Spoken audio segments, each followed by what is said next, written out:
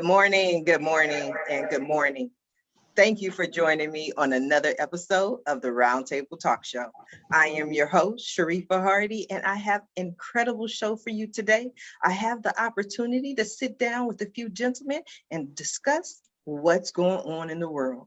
But before I go ahead and introduce them, I'm going to ask you to do what I always ask you to do, and that is to go out and be an evangelist for the Roundtable Talk Show. There's someone somewhere right now, they're struggling with their business, they're trying to figure it out, and you know what? They're trying to figure it out alone. They need to join us. We can figure it out together. But they won't have this information unless you go ahead and share the show with them. So whoever it is, maybe it's a parent, a spouse, a coworker, a neighbor, someone needs this information. And as I always say, friends don't let friends miss out on the Roundtable Talk Show. So while you're introducing your friends to our network, I'm going to go ahead and introduce our first guest, Mr. Timothy Seeley. He is a certified coach, writer, and speaker. Timothy has worked in both the for-profit and the not-for-profit realms. He ran a successful organization, growing it by over 10% each year through improved systems and processes of the operation. He has taught and trained individuals in the trades as well as mentors young people. Good morning, Timothy. How are you? Good morning. Great to be here. Thank you for having me. It's great to have you. Tell us about yourself, Timothy. What are you passionate about? I love the outdoors, love kids, young people specifically. That's been one of the challenges that in our world today we see. The challenges of young people and just mentors and people that can speak truth into them. So yes, that is really where my heart lies. I love interacting with people, deep conversations. So this is going to be a fun day. I'm excited to be here. Yes, it's going to be full of surprises. We're going to see how many people show up and are ready for the show. But Timothy, tell us, you mentioned the young people, you mentioned mentoring. What's your favorite topic that you like to mentor? It depends on the needs or the things that each person is struggling with. I think often it has been relationships. There is the challenges of finances, just interaction as they go through life. You know, life is has a lot of challenges in today's world, and so yes, there's just the challenge of just navigating through life. Again, relationships is a huge thing. Showing up for work, the accountability of that is also is a challenge in today's world with being selfish and just being self-centered. I think that's really, we all have that challenge, but in the social media world, that tends to be very prevalent. And so, yeah, it's good to kind of navigate through that and talk through that to help them to see that the world doesn't revolve around them. Yeah, so Timothy, it's not easy being the first one I call on because it's like, what do I talk about? What do I say? I didn't intend to put you on the spot with the topics because I was trying to determine whether you're coaching them through an actual mentorship program or these are students that you work with that you just kind of help with life. So that's really what I was trying to get a feel for. Yeah, great question. And I think, yes, it's both, really. The not-for-profit part of it is just interacting with young people. I think that is a challenge. They don't have the finances, but again, that's where my heart is. So, how can I help them? I do have a coaching program as well. I do work through a system called Legacy, and I think that's really one of those challenges for young people to take a pause and to think about, really, what do I want? Where is my life going? What will I leave as I go through life? And I think that's one of the things that I really focus on is you can live your legacy now, but it's the choices that you make and the things that you do in life, at least specifically at this. For every decision, that really is a snowball and will affect things in your life down the road. I definitely agree, Timothy. Now, I am going to come back to you. I want to go ahead and introduce our next guest, Mr. Jack Hirsch. Jack has been a pilot for almost 40 years. Having earned a commercial license and instrument rating, he has piloted more than 20 aircraft types, including Pipers, Cessnas, the P-51 Mustang, and L-39 Albatross, as well as the Boeing 767 and 777 full motion simulators. Good morning, Jack. How are you? Good morning. How are you? I'm excited to speak with you. What can I tell you? Jack, I'm gonna need some energy, Jack. We're gonna have to get up, Jack. I need to hear your story. You're a pilot, you out there flying. Tell me, what are you passionate about? Well, what I'm passionate about actually is a number of things. Well, other than my family, my most recent passion has been writing, and I wrote about the two things I'm probably most passionate about now. The first is the book that you were actually alluding to with my pilot background. It's called The Dangers of Automation in Airliners. Came out a few months ago, and it goes into a number of crashes that have occurred in the last 10, 12 years and why they occurred. And they've all occurred because of the automation, the heavy automation that's now being used in aircraft. But before I wrote that book, I wrote a book that came out 2.5 years ago called Death March Escape, the remarkable story of a man who twice escaped the Nazi Holocaust. And it was a book about my dad. My dad is a Holocaust survivor and a concentration camp survivor, and he spent a year there. And at the end of his first year in concentration camp, he escaped twice. Turns out, in my research, no one did that. And there are people who've escaped once. Many times when they were escaped and recaptured, they were killed. No one escaped twice. My dad happened to be that one guy who did. And I wrote that book too. And all of this writing, which has become my passion, follows a 30-odd year career on Wall Street. So in fact, my new passion is my second career. See, I knew it was in there, Jack. I just had to pull it out of you. I knew there was some passion in there. No, that's interesting, and I'm intrigued. Okay, let's go back to these airlines and the automation. Sure. How did you become interested in this? What brought this to your attention? Well, to start, so I'm a little bit of an airplane nut. I mean, I've wanted to fly since I was 2 years old, since my earliest memories, which is actually true almost of every commercial airline pilot out there. I did get a commercial license. I have an instrument rating. I fly when I can. It's not what I do for a living, though. But after publishing and doing well with my first book, the one about my dad, I focused on what happened to the Boeing Maxes, the two crashes that were back-to-back in late 2018, early 2019. And it occurred to me in my research about those crashes that there was a common denominator, and the common denominator was automation. So I did more digging and discovered that, in fact, automation, as great as it is, as useful as it is, as necessary as it is to be an airline pilot in heavily trafficked commercial airspace, it also creates issues and problems for these guys. And no one's really talked about them in a very public way. I mean, the airline pilots, the airline companies, they're all aware of issues, but I think the public is not. And I decided to bring it all out in a book. No, I think it's very interesting. I didn't know if it was a specific event or something that occurred to you that made you go into this direction. The reason I asked, because there was a personal incident that happened in my life that really changed my life years ago. My first job out of high school was working for TWA.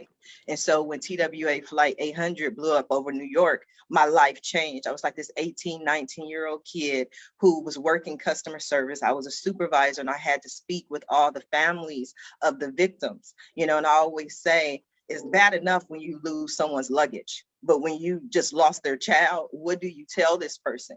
But after that, and speaking to so many families, I realized that not everyone was on good terms with the people they lost. And from that day forward, for the rest of my life, like, if you're close to me, the last time I see you, I'm like, I love you. My kids are like, Mom, we're going to the store. It's like 1 block away. I'm like, I know, but I love you. And so it changed my life. So I didn't know if there was something that you were tapping into that was like, I got to tell this story. I have to write this book. Well, in a sense, there is something I was tapping into, and it is the concern I have. As safe as flying is today, there's a concern that we're just too heavily automated, and that pilots are losing their skills. It's not particularly true of United States-based airline pilots, but when you go to the rest of the world, they don't have the skill set. Even if they did at one point during their training, thousands of hours into their flying career, they don't have the skill set on them for the most part that they had when they were younger pilots. And it's a concern. And I thought somebody needed to bring it out. And it might as well be you, Jack. Yep. Now, Jack, I am going to come back to you, but I want to go ahead and introduce my next guest. And he says he knows a little bit about change, Mr. Rick Ornelas. Rick is a positive change expert, author and founder of I Spark Change. He teaches others to unlock their amazing potential to create an incredible future and change the world around them. Last year, in the middle of chaos, he changed his whole life and career when he was laid off and hopeless. This calling led him to write a best-selling book, 12 Hours of Heaven, Lessons for a Better World in under 3 months, and create what he's doing today. Good morning, Rick. How are you? Good morning, Sharifa. Thank you for having me on the round table. It's a pleasure and honor to be here. Absolutely. I'm intrigued. I love learning about people, their stories, their whys, what they're passionate about. So tell people, who are you? What do you do? And what are you passionate about? Yeah, that's something that we definitely have in common, which is why I wanted to be on your show. But as far as what I'm passionate about, I mean, you summed it up in the the little blurb about me of my bio is that right now I'm really passionate about change and really passionate about empowering others and showing them that we can improve, that we can change the world. And it just takes, one little act at a time. That doesn't have to be any sort of grand efforts, that any little positive action in and of itself can have a ripple effect that can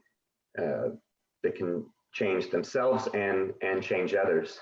And that's what I've been working on, since last year through my writing to inspire others, and then with the creation of I Spark Change, which is all about doing just that. It's about connecting those individuals and empowering them and showing them that we can have positive change throughout the world.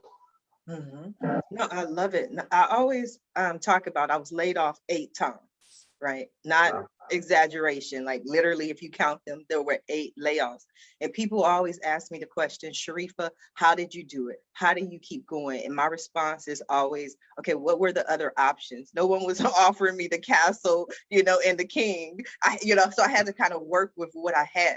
So, but I am going to ask you that same question. How did you move forward? You got laid off. How did you decide, okay, I'm going to turn this into a positive?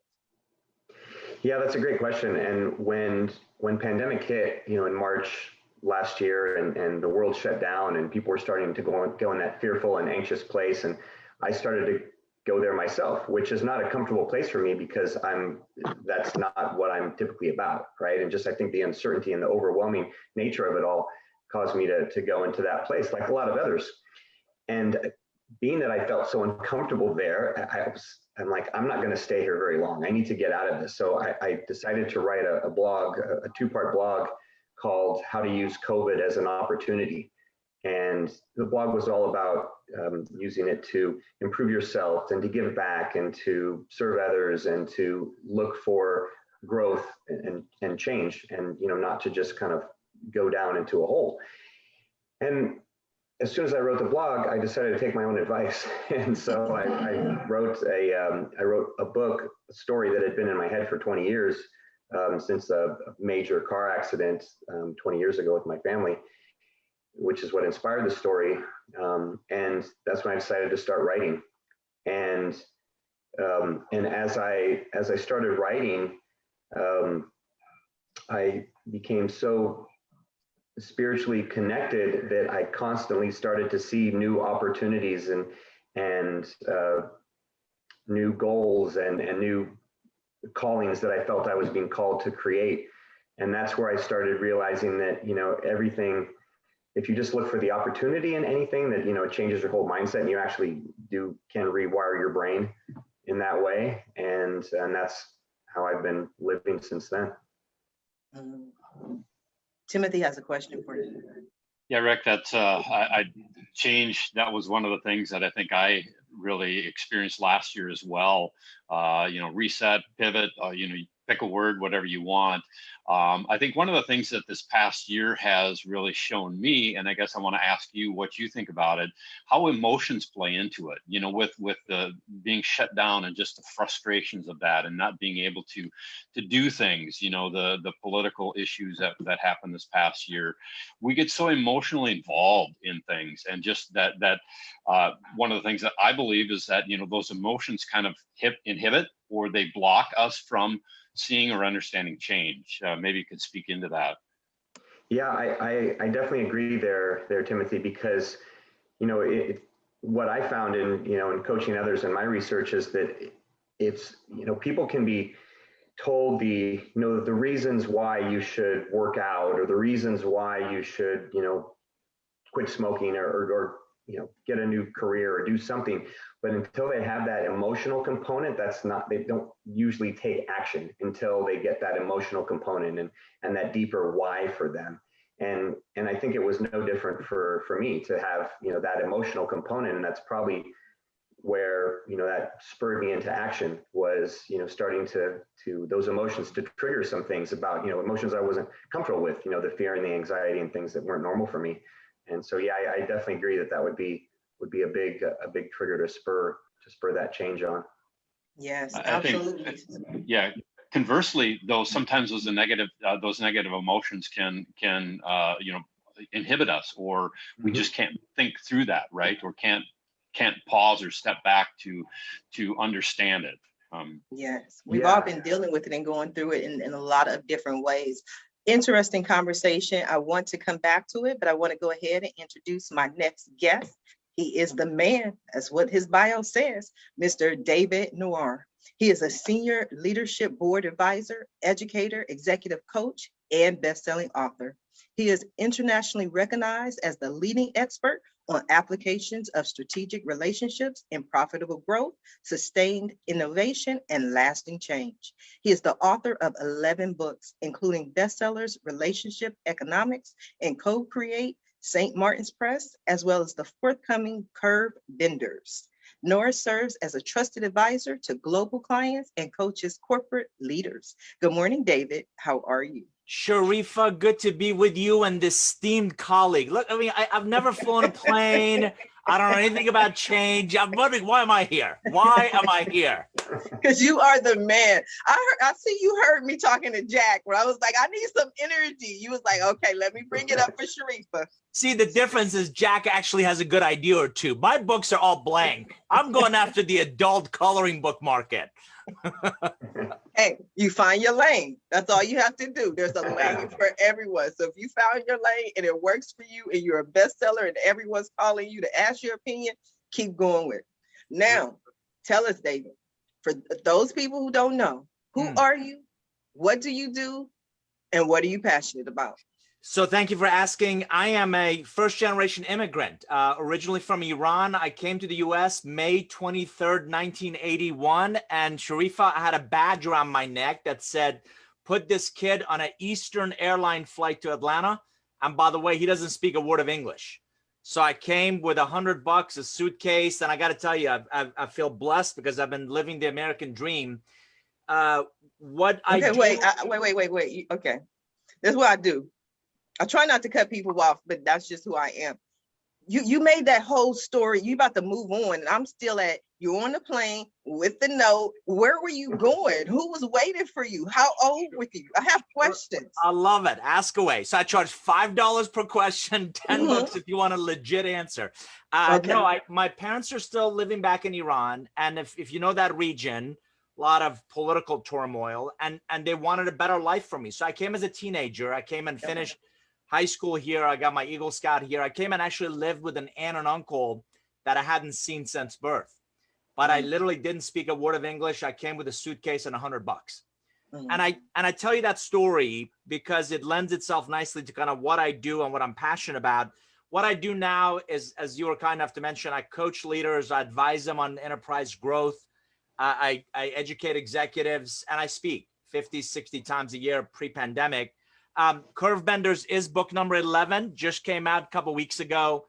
And my passion is, if any of you audience or the other guests have traveled, this statement is going to make a lot of sense. The rest of the world builds relationships first, from which they do business. Unfortunately, as Americans, we're so focused on the business part that if and only if the business part works, we'll then think about and ask about your relationships. Hence the disconnect when we go into places and people don't look like us, sound like us, or come from our backgrounds. So I've spent the last 20 years being a student of business relationships. How do they work? How do we screw them up? How do we fix them?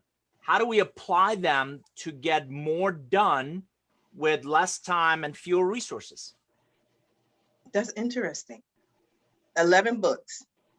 Curve Benders is your 11th book. What was the first book? The first book was called Relationship Economics. And if I can use the Star Wars analogy, any of my books will stand alone just fine, but you're going to get to know Luke Skywalker much better if you watch episode 4, 5, and 6. So in Relationship Economics, I talked about how to turn everyday contacts with value exchange into relationships. In the most recent book, 10, it was called Co-Create. I talked about how 2 or more relationships can come together and co-create something that neither side could create on their own, and they develop this long tail vested interest in its success. So Curve Benders makes that a lot of sense to focus that lens on the future of work. So we researched, let's say, the next 10 years, the next decade, how we'll work, but not just work, as we've seen in this pandemic, how we'll live, how we'll play, and how we'll give to others. What's the role of our relationships with technology, with this never-ending change, with our growth journey in what I call your journey from now to next? And that's really what Curve Bender's book tackles. Very Can I interject interesting. a question?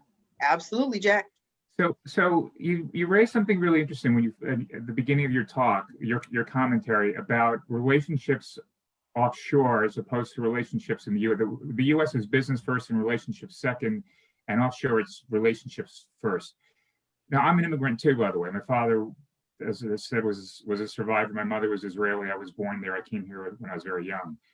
What I've noticed in this country versus elsewhere is that this is the only country in the world where you could be born, you can be from offshore, you could be born in a trailer park, and you could become president of the United States.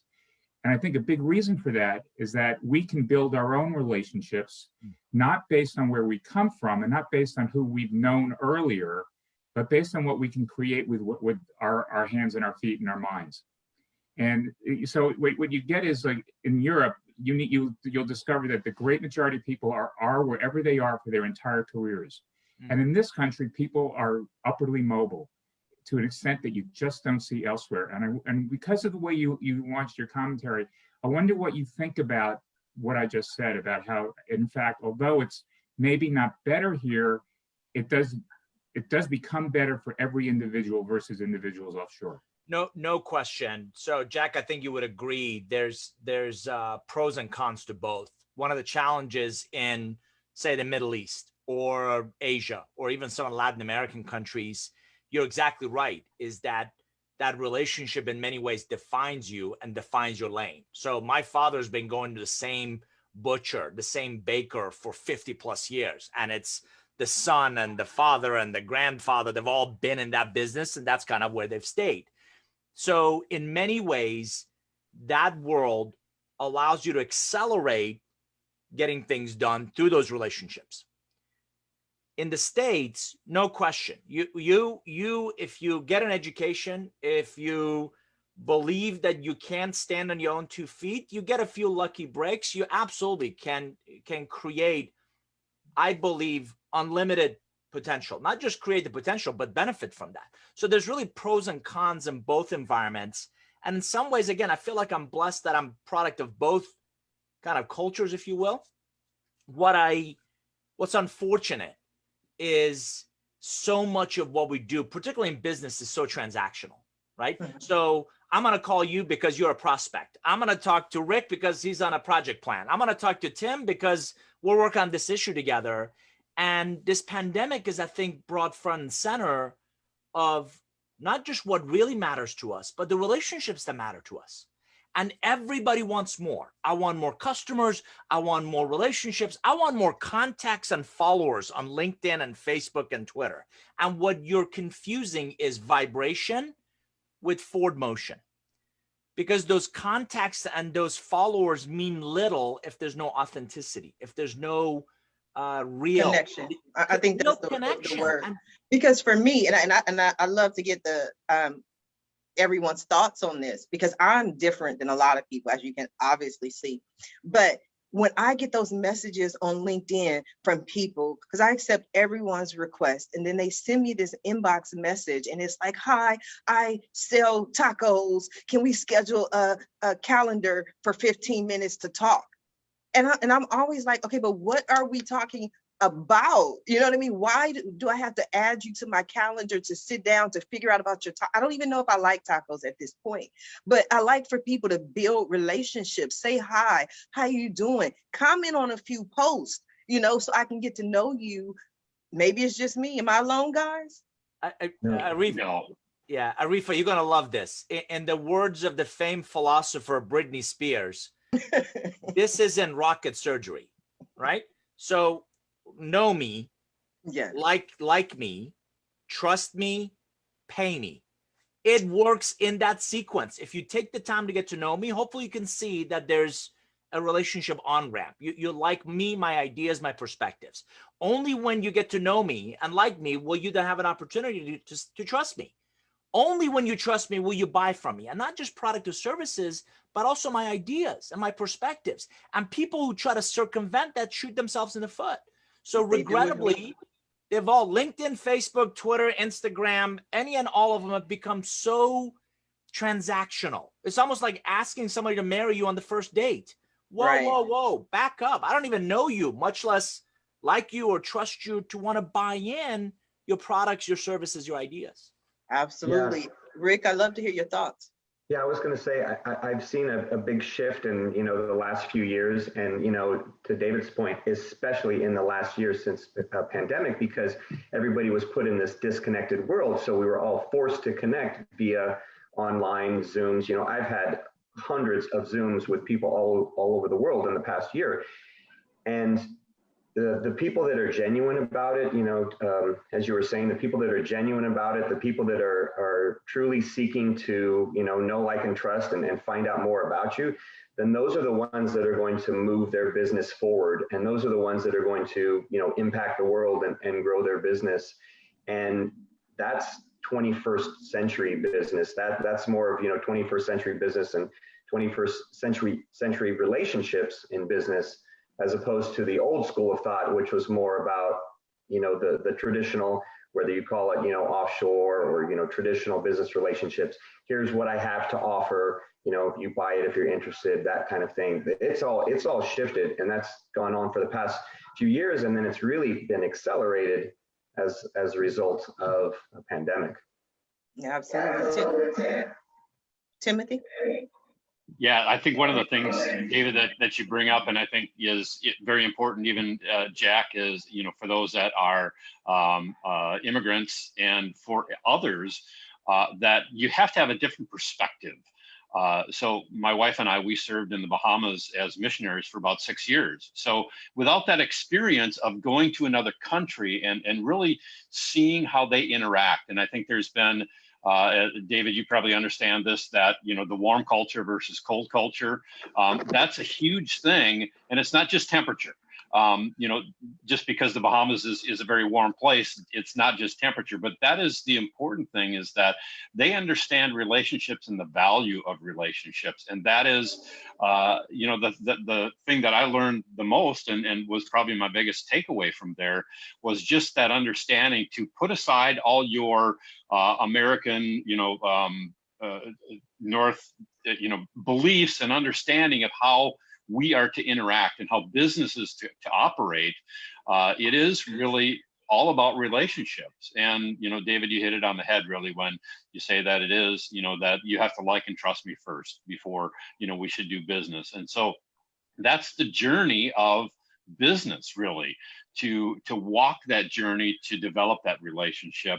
And yeah, you're not going to ask to get married on the first date. So there is that journey, and that I would say is probably the challenge with most business people and people in general. We have an agenda, we have something that we want to accomplish, or to sell, to get to know this person, whichever.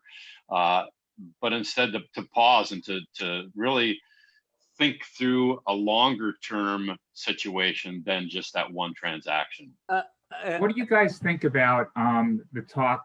So I'm focused on finance, I'm focused on aircraft, and there's been a lot of talk about how Zoom is now going to supplant business travel. And there's some very large, significant portion of business travel is not going to happen because we discovered that you don't have to meet a person face to face. I don't think that's right.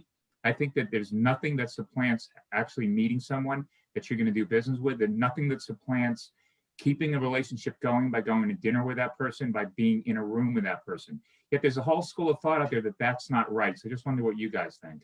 I mean, if I just jump in, I want to build on something Rick and Tim, thank you for your kind comments. Rick brought this up as well. So I'm calling relationships in the post-pandemic world in many ways hybrid relationships. So think about it a second. And Jack, I absolutely agree. Pre-pandemic in 2019, I was on the road 208 days. Wow. Right. Atlanta, there used to be 30 some odd flights to the 3 airports just in the New York area every single day. And I'd get up at 4 a.m. Car picks me up at 5. You're on a 6:30, 7 a.m. flight. I'm in Manhattan by 9. Meetings, lunch, dinner, whatever, all day. You get back on a 10 p.m. flight. You're back home at midnight. I just don't envision a lot of those coming back, because this grand experiment of sending 100 million people to work from home for the past 14 months has worked surprisingly well, right? We figured out that we can be productive. And by the way, I don't have to deal with the 1.5 to 3 hour commutes. I don't have to deal with a lot of those useless meetings that we had just because people were together. So I think, and my supposition is, a lot of people, a lot of leaders are actually thinking about this idea of coming back to work completely wrong. Number one, there's no going back, right? It's all about moving forward. Number two, coming back 2 days or 3 days, flying 2 days versus 3 days, that's all transactional. The real opportunity is to rethink, reimagine, reinvent work. And by that, I mean collaboration, getting people together around, for sake of getting together, in many ways was a waste of time. Yeah, I definitely agree, David. I definitely agree, because in response to Jack's question, what I have, almost 300 episodes, 4 or 5 guests per show, a lot of people having this discussion. And from what I see, most people feel that smaller transactions aren't going to have that same need to meet in person, because I think as a society, whether it's professional or professional or personal, what we did is we prioritized. And one of the things we now prioritize is family. So back to what David said earlier, is that I do believe Americans are a lot more business focused, but I think in the last 14 months, we have become so much less so. We said, you know what? Family is more important. Health is more important. Rest is more important. And so we prioritize. We have more people sitting down for Sunday dinner, eating dinner, or just at night, eating dinner together as a family. My brother lives in Australia. My brother and I would talk. We did a lot of emailing, and we would talk every now and then. During this pandemic, we have a weekly phone call where we just talk, just because we can. Not that we couldn't before, but for some reason in the world, now we figured out we can have a conversation, but we focus more on family. So I think that there are those deals that you have to go to, those larger ones, but it means going away from the family, and that's time you're taking away from your family. But there are certain business deals that you have to sit down, break bread, have a conversation, shake hands. But I think that's just me personally. I love to hear from Rick or Timothy, but I think that's going to be fewer and further between. Yeah, I completely agree. I think like David's saying, you're saying, Sharif, is that we will find that happy medium, that happy evolution of what business is in the moving forward, coming out of pandemic and moving forward to a new type of business. And I don't think it's just business. I think it's just meeting in general. So, it's people have spent more time at home. They decided, oh, the food can be delivered. I don't need to go out, and we can do that at home without having to go to a restaurant. And I think as if we still keep that human connection, if we're still able to keep that human connection and to keep those relationships thriving and growing, then it's perfectly all right if you go for the bigger events or the bigger meetings and you have those things. I saw people that were doing things like virtual weddings and stuff, and I mean that, me personally, I'd say that's the last thing you would want to do for such a important event, right? I mean, keep those type of things in person, and if you just need to catch up with someone that you haven't spoken to in a while, hey, maybe it's easier for you to just hop on a Zoom and or FaceTime instead of trying to find a day a month from now to line up with both of your calendars where you can have lunch, right? And so I think people will get into that happy medium, and as long as people keep that human connection, I was saying earlier that I've been on hundreds of Zooms in the last year, and I've literally been drawn to tears, and others have gotten very emotional in calls that I've been on, where you truly are feeling that emotional connection. And just because you're on the other side of the screen, it doesn't have to be so transactional. It can be a deep and an empathetic and personal conversation. And so as long as we don't lose that, it's great to evolve and change into new ways to relate. I love it. You reminded me of an interesting point. I've had quite a few guests who have literally said, excuse me, their Zooms are the only connection they've had with humans in months, that they've been sitting in their apartments for months. So if it was not for those Zooms or those conversations, they would have just been there, sitting there, stuck. But now, because of Zoom, because of technology, they have the ability to speak to other people, to reach out to other people. So yes, it's a lifeline for so many people. And I'm just grateful that we had it during this trying times. I couldn't imagine, not having it and going through that same situation. It was hard enough. Timothy, I'd love to hear your thoughts. One of the things that I think of is connection. And I think just that connection is important, to see a face and to see the emotions, because you cannot do that over the phone or with an email. And so I think that's the biggest thing, and that's probably the biggest point. But then in terms of business, things such as that, Jack, I think it's a transactional thing. And so there's, as Sharifa, you'd mentioned about the value of that interaction. Selling a plane, I think you need to see it, I think, so you have to go. And so that would be one of those items that it's the value of what you are doing and what's being interacted is kind of depends on how much travel you will do. And again, as a business, or people in business, they have to navigate through that to say, okay, what is the value of that? And is it worth that plane ticket and that time? Because time is a huge thing. And that's really where Zoom, FaceTime has really benefited many businesses, is that you're not spending that 2 hours in the airport, 3 hours or longer, where, that time can be done interacting and, conducting other business, making other connections in other ways. I think you're right, but I think that the first time, but 2 years from now, 4 years from now, the first time someone loses a deal because their competitor decided to get on a plane, people are going to get back on a plane. It's not going to be overnight, but it's going to happen. But that's a business owner's value, right? That's a deal. That's that's what I'm saying. Certain deals you have to go for, but when it's, smaller amounts, even with smaller amounts, I think a lot of people don't see it as competition. I think when you're looking at the competition closing a deal, to me, those are larger transactions. I'm not disagreeing with you, Jack.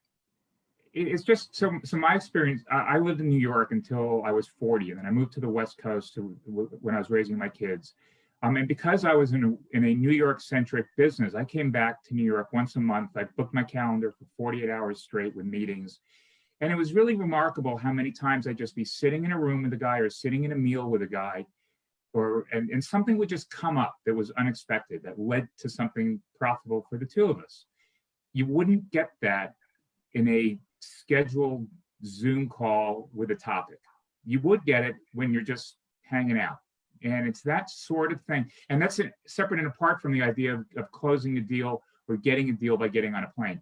It's just that kind of human interaction that I think we're gonna want to go back to at some point, and we'll probably get there. But I do have a question for David, and it's about corporate culture. Cultures are generated in part by everybody hanging out, being in the same room, being in the same building, going through the same security at the same time. What do you think about where that's going to go in the next few years with a lesser emphasis on being in the office? Jack, that's actually a great question. And the comment that I made about this pandemic, beyond the lives and the livelihoods, the opportunity to rethink, reimagine, and reinvent how we define work. I want to just remind the audience that our current organizational structure, right, kind of the reporting and managers and departments and functions, that is, everybody understands it as command and control. And what you may not know is that it's a military concept, and it came from World War I. I'm pretty sure no other parts of our lives we use from a World War I idea, right? So what we've done for so long in our culture, in our companies, in our organizations, is confused output, what I do and how I do it, with outcomes I create. So a project, an initiative, that's a transaction and that's output. And I don't want to take anything away from those. Those are important, but not nearly as important as the outcomes, cost savings, revenue growth, attracting exceptional talent, going into a new market. Those are all outcomes. I think the culture has enormous opportunity to recalibrate, refocus. Or do we care more about outcomes? Right? I'm running an article about this right now, about this idea of work from anywhere. Do you really care where I work from? As long as I get my work done and I create value for the organization. If not, why would it matter where I live or what I do or how, right? As long as I'm accessible, as long as I'm responsive and I deliver the outcomes. So but that we're changing as a society. And I love to see that. I built my first website in 1994. And the reason I did that is I wanted to be a stay-at-home mom. I knew then that the internet was the only way to do that and be there with my children. Go ahead, David. No, I was going to say, one of the concepts I wrote about in Curve Benders, and I think Jack, I think everybody's going to love this idea of it, I call it work-life blending. Mm-hmm. So I don't know about you. In the past, Sharifa, I've been on vacation and I'm thinking all the emails that are getting piled up. Right. And while I'm doing email, I'm thinking I'd really rather be on vacation, right? So right. We've always had this absolute conflict with work and life. This, I believe, a myth of that there's a balance. So what we figured out in this pandemic is how to integrate our personal aspirations with our professional obligations. I spoke with a CEO literally about a week or so ago. As long as I've known this guy, right, goes into an office, him and his wife go into an office, kids go to school. They bought a RV. And for 6 months, I want to do that. They drove from California to Maine. He bought a satellite dish type thing for it. So he had internet access literally anywhere. And I talked to him and he said, you're not going to believe this. I had a Zoom looking over the Grand Canyon. I had a conference call looking over this majestic lake. I had watching my kid, daughter skip rocks. So people have figured out how to integrate, how to interweave what they want to do, where they want to be. The family you mentioned, they want to be around, with the fact that work also fulfills a part of our lives, but it does not have to completely define us. So, right, absolutely. So that's why I think the times are changing, because we're seeing that, in my work career early on, I would get so frustrated because I tell people I walk fast, I talk fast, I type fast, 85 words a minute. I think fast, so I can do my work in 2 hours, and what it takes most people 8 hours to do. So after 2 hours, I'm like, can I go home? I want to go home. They're like, no, you're at work. I'm like, but I don't have any work. So what is it you want me to do? But the idea was, no matter how much work I had, a work day is 8 hours. So, but we're changing to say, you know what? Family's also important. Other things are important. If you have other things to do, you finish your work, what you're responsible for, then go out and enjoy your life, because the companies are seeing that the employees are happier. Rick, you started to say something, I think. No, I was just agreeing. I was just agreeing because, you know, one of my company I started in 2015, Strategic Medical Coaching, is working with doctors, all different types, right? MDs, chiropractors, optometrists, all different types, and helping them on the business side of their practice. And the foundation of what I educate them is that when they have happy and fulfilled staff, then that's the quickest way to grow their business. If they support their staff, if they engage their staff, if they align their goals with their staff goals, then they see their productivity increase, they see their revenue increase, they see their patients are very happy and satisfied. And more businesses are realizing that. And some historically have always known that. Some of the larger ones, but when you support the people, that's where you see the biggest growth. And that's where, you know, you can have people that are working, you know, by the side of a lake, like David is saying, and they're still getting their work done, and they're still happy because they're a lot more fulfilled. And actually studies show that, you know, when you're more fulfilled and more aligned with what you're doing, then you are going to be more productive.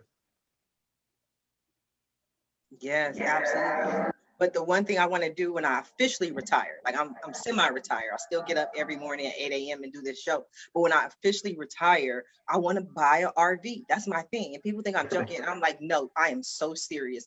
I want to buy an RV and have no particular place to go. Like, that is my goal. Wherever I want to go, hey, we're going south today. We're going east today. That just the financial freedom and the freedom to go and be wherever I want to go without some boss telling me I have to be here all day. I only get a 15-minute break. I only get a 30-minute lunch. I have to stay here. And it took me 2 hours to get here.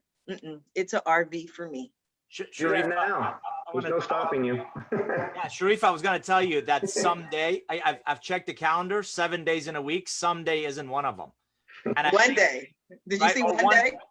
Yeah, one day, someday isn't one of them. And I think this pandemic has made that aspiration, what you just described, is not just doable. It is doable now because you really can do. I've got a 4K camera and lighting, and I can take my laptop and do this from anywhere. As long as we have access, I think, and going back to full circle to Jack's comment, Jack, I think increasingly more and more organizations and their culture want the whole you. I don't want just the work part of Rick or Timothy or Sharifa. I want the whole you. And culture thing. What I'm willing to do is, if you haven't seen this, you're going to see this increasingly in job descriptions. More and more companies are putting remote optional. I would prefer to have you in Atlanta, but you know what? I want access to that talent regardless of where you are. So I'm going to say remote optional. Work from wherever you want to work, as long as you bring the skills and the competency and capability to create the outcomes that I'm after. So I think the culture is going to increasingly embrace, if I want to go have lunch with my wife, or if I want to take my dogs for a walk in the afternoon, I'm going to go do that. And I'll come back around to email, or I'll schedule that small micro group, micro event activity, kind of just like how we DVR shows. I don't want to be stuck to Tuesday nights at 9 p.m. I'm going to DVR it and watch it whenever I want to watch. And I think you're going to see more and more our work go in that direction.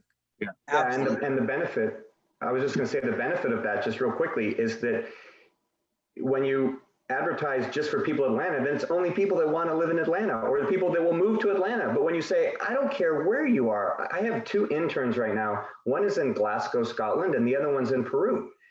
And they're phenomenal, and they do excellent work. And I would have never found them if I had just posted something for local Montgomery, Texas, outside of Houston. Like, I mean, who knows what I would have gotten. So, it just makes complete sense. Absolutely. I wanted to go back to something you said, Rick, about alignment. I think that's one of the things that, the millennial persona, or, what people are thinking about millennials, I think it's for everybody, but we all want to align with something. And I think with as you working with medical doctors, there's their culture, their organization. There's tends to be a little more alignment with that, just because they are people of compassion, people that like, to help others. But I think, when you think of another industry or another business, there has to be some connection, some alignment with that organization and what they're doing, where they have to believe in that. And often I think what we're seeing now, and David, you'd probably agree with this, is that most organizations are looking at other ways to be involved, whether that is, nonprofits, things such as that. I think at Tom, that's one of the biggest examples. What they're doing is, you buy one, you give one. So companies, that's part of that alignment, is that they are seeing that they can help others, not only get a paycheck, but they are providing value and aligning with other things that are deeper than just their job. Sharifa said it. It really is that social impact. Just like employees or candidates want a purpose-driven company, companies want the holistic you. So not just can you show up and do the work, but how do you show up in your community? How are you showing up and giving and serving others in that community that you've chosen to live and work in? And I think increasingly goes back to bringing our whole selves to work, not just, I'm a project manager, I'm a sales rep, right? That functional role is part of what we do, not all that we do. Absolutely. Yeah, I was just going to say the social impact. I think that's part of the shifts in business, is that social impact. So much so that through iSpark Change, through the organization I created to spread positive change, that is something we're just about ready to launch in the next 30 days or so, to launch a social impact platform to show small businesses, to show companies, to show organizations how to have a social impact, because so many of these smaller ones, they don't really know how, or don't really know that that's an important component to have in their business. And so we're going to go and provide them the platform to connect with their community, to connect with their employees, to connect with their community, and show that they are making a difference with whatever their business is, that they can impact the world in a positive way. I think that tends to be the challenge of business, is that they're so wrapped up in the business that they can't see outside the business, right? Absolutely. Now I've had fun. I get to talk to guys today. I always talk to the ladies, but I got 4 gentlemen telling me about what's going on in the world. I've had so much fun. We are coming down to the last few minutes of the show. And what I love to do at the end of every show is just simply allow my guests the opportunity to speak directly to the audience, to everyone who is watching the show live, as well as everyone who is watching it in the archives, and let them know what you want them to take away from your appearance here today. And we're going to start with you, Jack. Just to remember the 2 books I've recently written that are out in the market. One is Death March Escape. The other one is The Dangers of Automation in Airliners. And find a way to be good and have fun every single day. I love it. I love it. Thank you, Jack. Rick, what do you have for us? So I would say the first advice I would give to everyone is that you can make a difference. You can be empowered in your actions, and you can see everything as an opportunity if you choose to shift your mindset and do so. And if they're looking for support, if they're looking to be empowered, and they're looking for a community that will help them be that individual, then they can join iSpark Change. It's just the letter I, sparkchange.com. They can join the iSpark Change community. It's the same iSpark Change on Facebook, Instagram, Twitter, YouTube. And by joining the community, if they join on the website, they'll receive a free download of 25 creative ways to spread positive change. And then they'll see lots of daily inspiration and daily motivation and different tips and ways that different people are sparking change in the world. But I'd say, anyone can spark change on a daily basis. It can be as simple as just smiling at someone you pass on the street. I spark change, Rick. Yes, absolutely, you do. I agree. I might have to go check out the community, see if I want to spark some change over there with the people. Thank you for that, Rick. Timothy, what do you have for us? I've really enjoyed the conversation. I think, to interact with many different people and the differences of culture, I think is encouraging. I would say, I would spark change as well. And I think cultural change is hard. As we have all males here. I think that's often the challenge in today's world, that we have our own paradigm of what the world is. Living in a foreign country, that's opened up my eyes to see that there's a greater good in this world. And so, yes, as I do some leadership development, I speak on organizational culture as well. I think that's the thing that to as we talked earlier, not let your emotions get involved in it, to pause, to stop, and really step back from the situation to think through life in general, because it's a big world out there, and there's a lot of good in this world as well. Yes, people are tuning in. Letty Velasquez, I don't know if she's a friend of any of yours, but Letty Velasquez says, amazing conversation. She's enjoying it. I know I'm enjoying it. David, are you enjoying it? Are you kidding? This has been awesome. Great to meet these guys. And Sharifa, thanks for having me. I want to leave your audience with this. Beyond your educational foundation and your professional pedigree, your biggest asset is really your portfolio of relationships.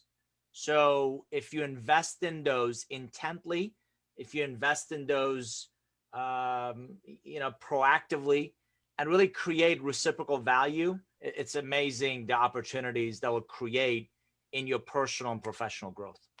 I agree, David, but I just want to emphasize, please take the time to invest. Take the time to get to know people. That's how you build those relationships, because I truly believe that your net worth is in your network. I believe that. I live by it. That's why I'm so careful about my network and the people I deal with, because people ask me for referrals all the time, and I work with a lot of great people. This has been an incredible show. I want to thank you all for being guests on today's episode of the Roundtable Talk Show. And I especially want to thank everyone who tuned in to watch this show live, and everyone who is watching it in the archives. Just because you didn't catch the show live doesn't mean you're not important, and it doesn't mean we still don't need your support, because we do. Please go ahead and share the show. But as always, don't just watch the show. Don't just share the show. Support our guests. Our guests are here this morning to share their journeys, their information, their resources with you. So support them. Their website links are in the Facebook post. But again, do a little bit more than that. Pick up a copy of their books. Follow them on social media. Reach out to them. Send them a message. And when you do, please let them know Sharifa Hardy says hi. Now, if you're interested in more ways that I can help your business, or maybe you want to be a guest on the Roundtable Talk Show, please visit my website at asksharifa.com. Until tomorrow morning at 8 a.m. Pacific, everyone have a safe and a blessed day. Bye now.